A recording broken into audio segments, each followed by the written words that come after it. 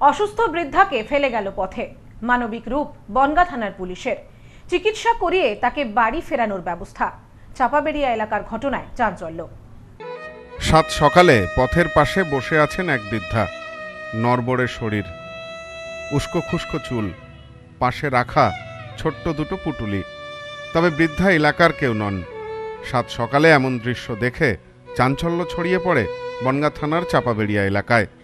বনগাঁ চাকদা সড়কের পাশে অগ্নিকন্যা পার্কে ঢোকার সম্মুখের রাস্তায়। বৃদ্ধা জানান, গত প্রায় ৩০-৪০ বছর বিশরপাড়া এলাকায় এক বাড়িতে পরিচারিকার কাজ করতেন। বয়স বেড়েছে, এখন আর সেভাবে কাজ করতে পারেন না। বাড়ির লোকজনই তাকে গাড়িতে চাপিয়ে ভোরবেলা বনগাঁতে এনে ফেলে রেখে চলে গেছে রাস্তার ধারে। বৃদ্ধা জানান, ওই বাড়ির মালিক সুভাষ সরকার তাকে এখানে এনে রেখে গেছে। বৃদ্ধা জানালেন, তার নাম মায়া বিশ্বাস। বিয়ে থা করেননি, তবে দূর সম্পর্কের এক ভাইপো থাকেন গোপালনগর থানার পাল্লা এলাকায়। আমার সঙ্গে তো কথা কাটাকাটি হয়েছে। যেখানে থাকতেন? কোথায় থাকতেন? কোথায়? নাম, জায়গাটার নাম কি? বিশালপাড়া। কতদিন থাকতেন ওখানে? 40 বছর।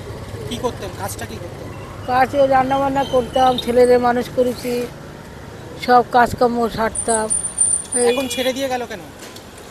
এখন ছেড়ে দিয়ে গেল, ওই দোকানের পাশে কটা পয়সা পড়েছিল, পয়সা কটা আমি এনেছি। তাই সত্যি কথা আমি বলছি বাবা।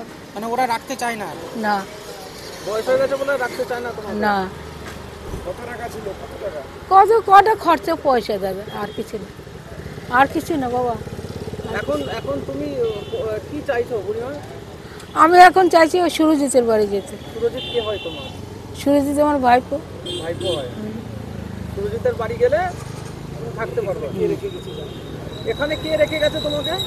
এখানে যাদের বাড়ি ছিলাম তারা। কি নাম? সুভাষ সরকার।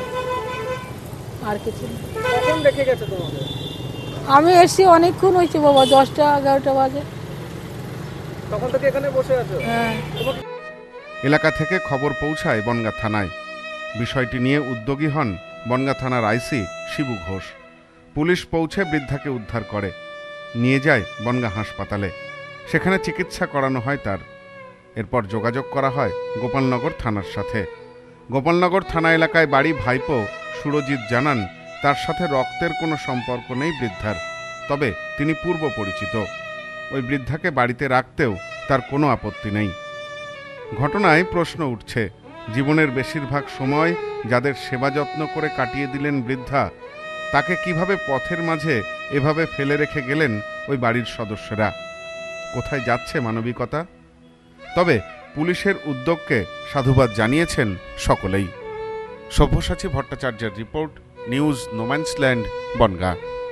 নেউপিসি জুয়েলার্স, সম্পর্ক গড়ে দেয়। বনগাঁতে আমাদের 3টি শোরুম প্রতিদিনই খোলা।